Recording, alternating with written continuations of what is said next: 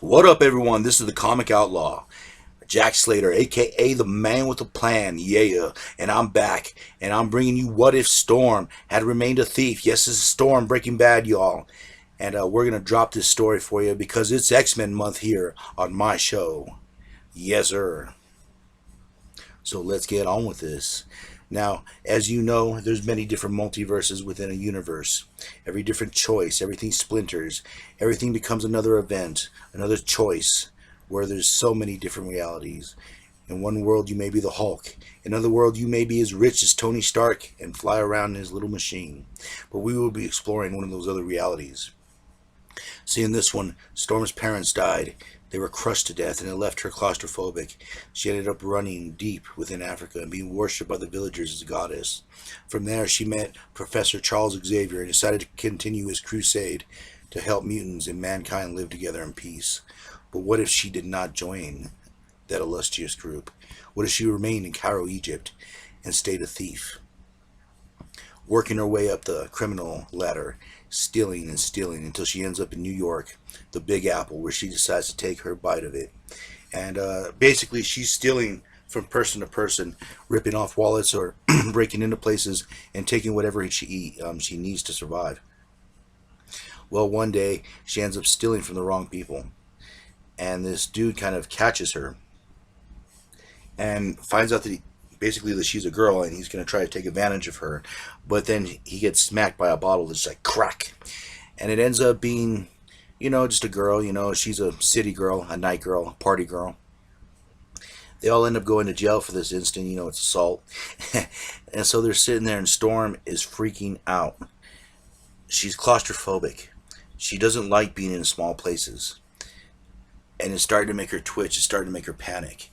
And up until this point, she's never had her mutant powers, but the stress of this event is now bringing them to the forefront, and it starts to sprinkle in there, and then the wind starts, and then boom, lightning flies out of her hands and hits the steel bars, and she's taken notice by an older man, saying that he can help her, give her a place to stay, and also he's friends with a woman that she met, so she finally has a place to go. And she continues what she does. She's a thief and she's really good at it. Now her powers actually give her an advantage, where she's able to rip off higher scale places. And yeah, she's taking all the money. She's supporting Herman and her friend. She's helping out where she can. And also, she had to take a gemstone, very Pacific gemstone. And basically, they were going to split the loot. And she takes a rose for herself because that's just who Storm is. She has a high appreciation of beauty, and even though she's a criminal, she's still Storm. And of course, the cops tried busting in. Storm uses a wind gust and just pushes them away like they were nothing. And of course, she apologizes. I'm sorry, because Storm still has a lot of compassion, even though she's a thief.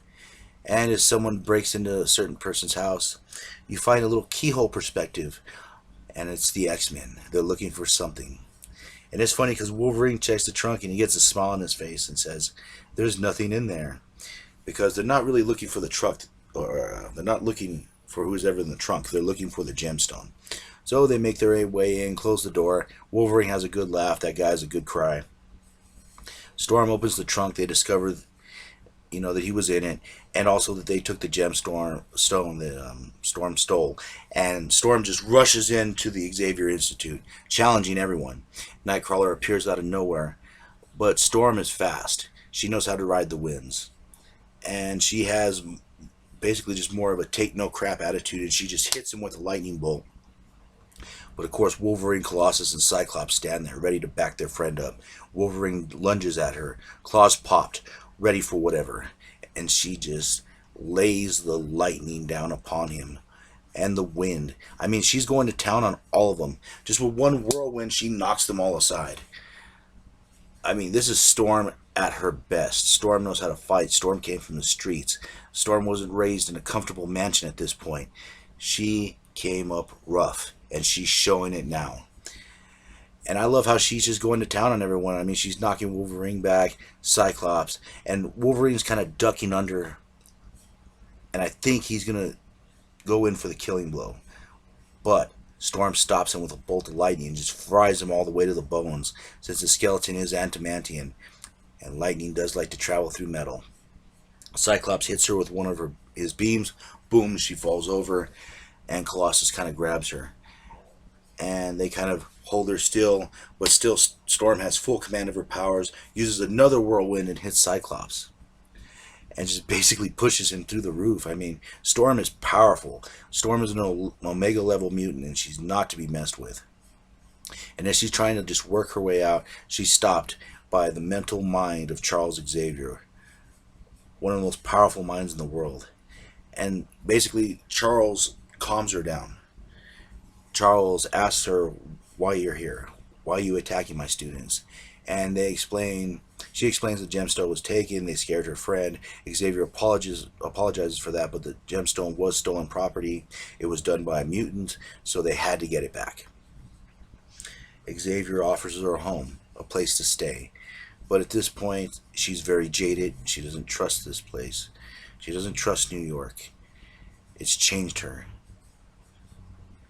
And she wants to go somewhere familiar. She wants to go back home. And so she leaves her friends. She leaves the old man. She leaves the woman that helped her in the first place.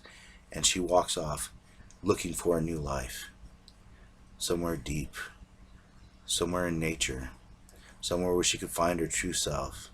And she ends up in the place. A quiet place. Where she can be worshipped as a goddess. Where she can help those she feels the need to help. And she can continue to be the compassionate Storm. And this is the end of our story. And I'll catch you on the flip side. Laters.